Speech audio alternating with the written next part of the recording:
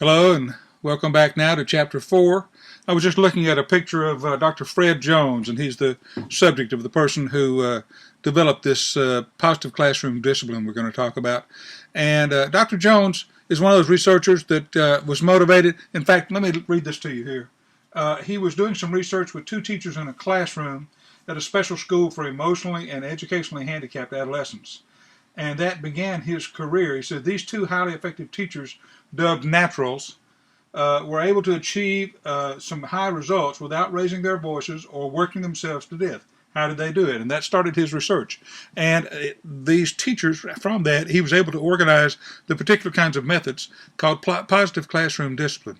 So if you'll scan through the objectives that we're looking at here, trying to understand positive classroom discipline, and talk about limit setting in just a few moments, we will, as well as the different types of things, looking at the classroom seating arrangements. Now, in our classroom management plan, one of the things we're going to have to do when we put a drawing of our classroom, of our future classroom, of the one we hope we have, is how is that classroom set up for three different things: visibility, accessibility, and distractibility. And we'll talk about that in just a few moments, as well as the relationship between instruction and classroom management. And Dr. Jones says those two things have to be together.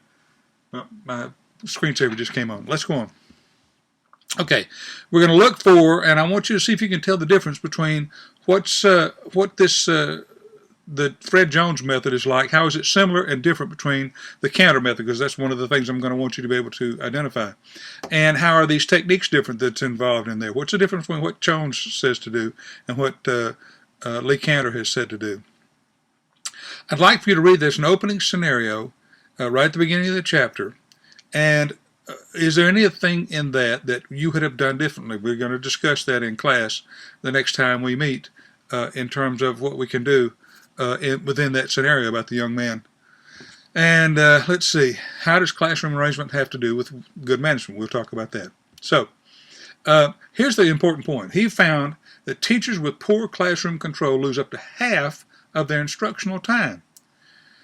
That the biggest problem is time wasted by the majority of the students. And we just discussed briefly in class the other day about how a study I made said that we only teach about actual instructional time, about 4 hours out of a 7.5 hour day. So if you lose 50% of your time, that means you're actually only doing effective instruction 2 hours out of a 7.5 hour day. And I think that's even more reason to look into what Dr. Fred Jones has to say about how to keep that from happening. He says that 80% of the problems are minor things like talking, and we can find a way to shut that down or control that. And he says the other 15% of the time is the wandering around the room and doing off-task things. And that's one of the things that many of the counties talk about in terms of are students on task doing things that are relevant to the standards you're trying to teach? They may be doing things, but are they doing things that are related to the academic studies that we're supposed to be doing during that time? And then the remaining things are the things that individual students do, pencil tapping and note passing and things like that. So he's going to address most of these problems here in particular. He says that things that we do need to be positively phrased to affirm the goodness and the value of the student as an individual.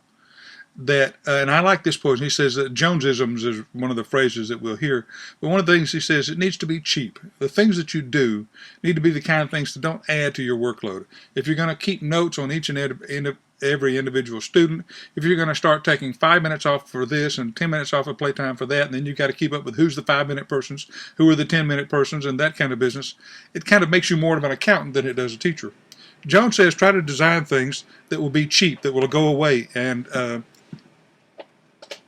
that will not add to your works, minimal paperwork, that eventually will go away. And especially those things that can be, it doesn't have to be so that it distracts the entire class while you're doing it. And I put a page note there. Look at the note on the bottom of page 63, which I believe is the correct page in our text. The whole idea, once again, and this relates to one of our other people, it says strengthening desired behaviors while eliminating the undesired behaviors. So you're bringing up the positive things while pushing down the others. That's far more effective than just strengthening the desired behaviors. We have to find a way to be able to do both. We're going to look at proximity control in classroom setting. We talked about that. Proximity control is something I mentioned briefly in class the other day. It is such a powerful tool. Just your physical presence near a student, getting into their sphere, is something that can affect their behavior. That's why I even say, even if there's another person in the room and they're sitting in the back of the room doing nothing, they still affect the behavior of the students in the classroom. In fact, that's a study that was called the Hawthorne effect that does that. And we're going to look about the things that, once again, that I talked about in the previous chapter about setting the fence and trying to keep it there, letting the students know where the borders of allowable behavior lie and trying to be consistent in that process. Teaching them responsibility for taking responsibility for their own actions, and then a backup system, and we'll talk about what that is. Okay, here's the first parts. And this is broken down into subsections within this. The first thing, let's look at classroom structure.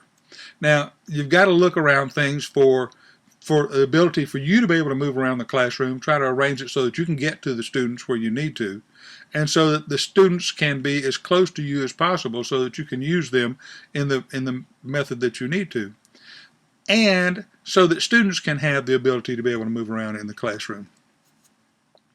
Fred Jones is still similar to Cantor in that he wants to have a set of rules here. Effective rules are limited in number, usually no more than 5 to 8. So he agrees with Cantor on that process.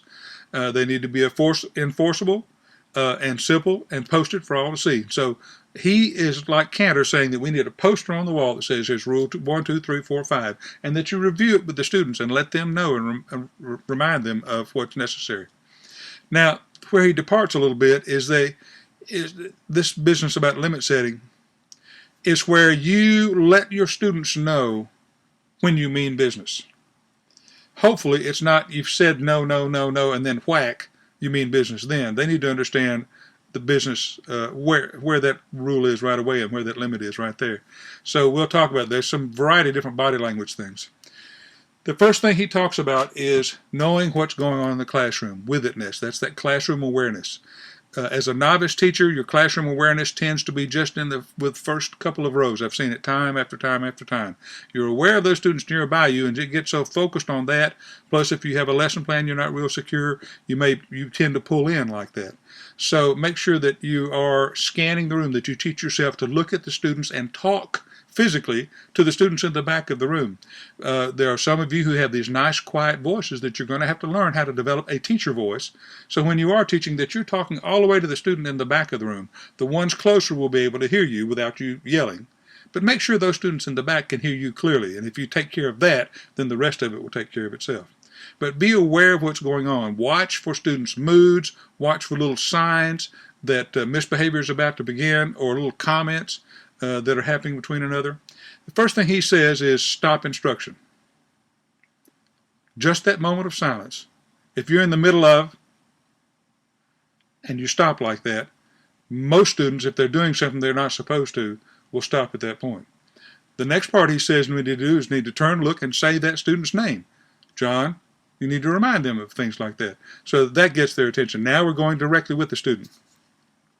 If that doesn't work, the next thing he says to do is walk right to the edge of that student's desk. In other words, get into their sphere. Get into their uncomfort zone, so that you literally sometimes have to stand right at the edge of their desk. And very often I've caught myself teaching where I just literally would move over and stand and teach and not even look at the student that I'm doing this to, but just be right there by their desk. That enough will be able to stop a lot of the things in there. The prompt in there can be sometimes just as simple as reaching over to the student and putting your finger on the page or on the line of the page where they're supposed to be watching, or on the problem, or whatever it is they're supposed to do. You don't have to say anything, just the physical action will focus them, hopefully will help to focus them back on what they're supposed to be doing. If not, then you have to say to them sometimes, either we're supposed to be on page 17, or what page are we supposed to be on, depending on how severe it needs to be. But the next thing he says is there needs to be a physical prompt to the students to remind them, let's get back to work. Step 6 begins to really get close to them, and you have to be careful with this business about putting your hands literally on the student's desk and get right down at their level. And don't try to stand at the top, up at your standard standing height. Get down and get right at that eye level with the students, so that when you see them and you're talking to them, you're right on eye-to-eye level there talking with them. That is the process. This phrase, this pour encourager les autres, means to encourage the others. And I think I explained in class the other day that was something started with Napoleon's injuring those soldiers who came back from the battle. If they weren't injured, they were shot in some way or injured in some way, to encourage the others. And that business of that's also that kind of that thing that happens in a classroom when if you punish one student, the rest of them begin to get the point very quickly, and it just spreads out across the class. So they'll get the mood once you come down on one of them sometimes. Now we're going to have to be careful about these steps 7 and 8. We have to use this when the student backtalks or when more than one student is involved. 2 girls in the back of the classroom who just like to talk constantly while you're working there or something like that and won't stop talking while you're there, you literally sometimes have to camp out either in front or behind. Now, Fred Jones says camping out in front, right in front of them, will be the least of the two in terms of that. So if you're literally right in front of them, they surely won't talk to each other while you're standing right there. But the even more effective, he says, is to camp out behind them so they don't know whether you're looking at them or not. I have done that before. Stood at the back of a class in between 2 students. I have sometimes physically blocked their view of each other just to keep them and break that so they'll get back and focused into the business of going to school. So that's his 8 steps. Now, there's some problems if you can't remain calm. If you're going to go off and lose it, it's not going to work because it just means they pushed your buttons and they won. If you don't have a good relationship with the students, if you haven't treated them as if they are human beings and that you respect their value as students, it won't work there. Also, if you, sometimes with some students, if you move away too quickly, if you are over by the student and you touch the finger on the book where they're supposed to go and then immediately turn and walk away without looking back at them, they may be tempted to go back what they were doing. And sometimes, because it's uncomfortable for us to talk to students like that, we might want to escape ourselves, but you have to make sure that they got the message before you move away. So it may take that little moment of discomfort. If you're feeling uncomfortable, you can bet that the student's feeling uncomfortable too. And if you're stuck at the front of the desk or the computer station, your distance is always the problem with trying to make anything effective. So you have to get away from that desk. In fact, in school nowadays, if you're sitting at the desk while class is going on, most principals will say you need to get out from behind that desk and get over by your students and watch what they're doing, see what they're writing down on their worksheets, see what they're saying to each other if you're having discussion groups, eavesdrop and moving around the room. This business of the teacher sitting at the desk doing something while the students are busy at their desk doing problems 1 through 25, those days are gone. And we understand that now because we have to keep our students focused on the vast amount of things they have to learn now. Now, if your lesson plan is not too good or your students have been sitting for too long, that also creates a problem. Here's this business about your with-itness being too small. If the teacher's clueless as to what's going on in the room, and you've had those teachers, you've been in a classroom where the teacher had no idea that there was note passing, talking, people playing on their computers and things like that going on. If that's you, then you need to find a way to change that right away. And if the entire class is off task, now you've got a forest fire. You've waited way too long. So there's a time where you have to shut all that down and start from scratch and rebuild a relationship with your class, relook at your lesson plans, relook at the sequence of what you're doing, or even look at your seating arrangement and who sits next to whom in a classroom. Now, finally, if the student is physically aggressive, if you get a student that starts to fight with you, then that changes. All bets are off then at that point, and you need to go to a different plan. Part 3, responsibility training, helping the students learn that they're responsible for it. Now, there's the group earning things, which is the things like the marble in the jar or a certain number of attaboys on the wall, where everybody works together and everybody suffers together. Now, that helps for some things, but what about that one student that just won't behave? The rest of the group will just groan and go, oh man, we don't have a chance of being able to go on the field trip because Johnny's going to keep us from getting any marbles in the jar. We'll talk about that in just a second. The idea of a PAT, preferred activity time, Jones brings up. That's the idea of finding some activity they like at school to do and use that as your incentive, as your reward. For example, more time on the computer, time in the reading corner, time to work on their projects, small group project things, a variety of different things like that. If that's a preferred activity time, then you can use that as the whole class earns that, and they get to participate in that. And once you do that, then the teacher steps out of the enforcer, and just is able to teach. That idea of helping the students to learn that they are responsible as a group for how things happen, they begin to learn their interdependence and their sense of community of their classroom. So let's look at that. I like this rule. He calls it the grandmama rule, Jones does, about remember how grandmama made you finish the dinner before you got dessert? Well, we understand the concept anyway, where you have to finish your work before you get the treat. And this is the same thing applies in the classroom. He says that if you want A, if you do A, then you'll get B, that business. Now, the question is that carrot and stick training? I'll let you stop and think about that just a second. Is it reward and punishment? Why? The whole point here to think about is, yes, if you want this, I'm going to get a reward, but there's no punishment involved here other than I don't get that reward. So in a sense, it is behaviors training because you're rewarding the behavior that you want. So that's the law of effect. The behavior that you want, if it's rewarded, tends to get repeated. So in essence, it is behaviorist training. It's just sort of a different slant to it. There's no punishment involved other than you don't get the PAT. Let's go on. Okay, now omission training, and we talked about seclusion and things like that just in the last class, but omission training is literally where you take that one child that I just talked about a while ago, where the class says, oh no, we'll never get to do such and such because Johnny's going to prevent us from doing that. If, however, you get with Johnny and say, Johnny, I know you're up out of your chair a lot, and we're going to try to see if we can fix that. And so I'm going to take you out of the class earning the marble in the jar thing so that just you and I can have our own goal. And you set up something with the students, basically like a mini IEP, where they have their own little thing to work with. The class themselves, if you say to that class, yes, we understand about the marble in the jar thing. However, Johnny has got his own program that I have put him on, and so he's not going to be included in part of that. So you don't what he does doesn't determine whether or not you guys get the marble in the class. You can literally see the class just become relieved. They're like, because they knew that Johnny is not something they can control.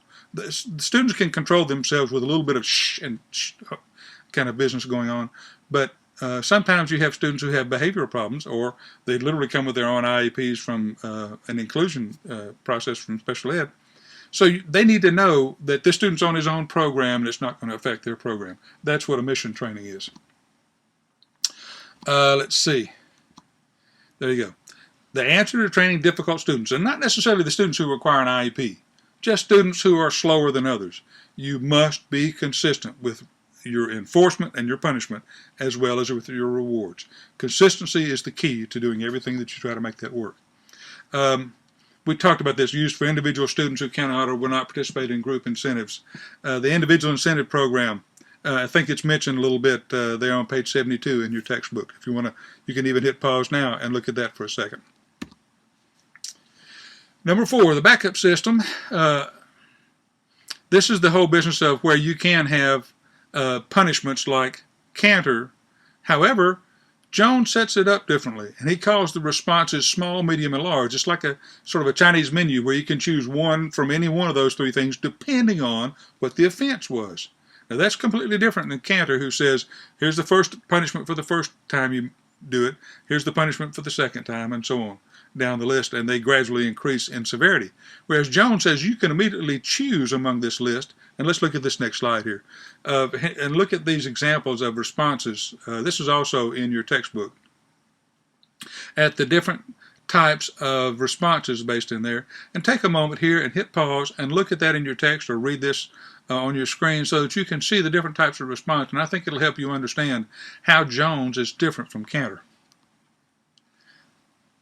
Next, you need to read just for a laugh. At the end, there's some Fredisms. These are different types of, they're funny but true comments about students that Fred Jones. Dr. Jones looks like he may not be quite the laughable kind of guy that you would expect, but I think he comes up with some very humorous situations that he says through there. let's see, let's go on now. Oh, okay, let's look in the up and down side here. Once again, this is research-based. In fact, in the top of this, the fredjones.com website, it says research-based? Yes. Oh, yes. So it talks about how he's done research behind the effectiveness of this system and that it works. And he provides this sort of step-by-step. I was telling you about the part step 1, step 2, from with itness all the way down to camping out and back, and then the severity system.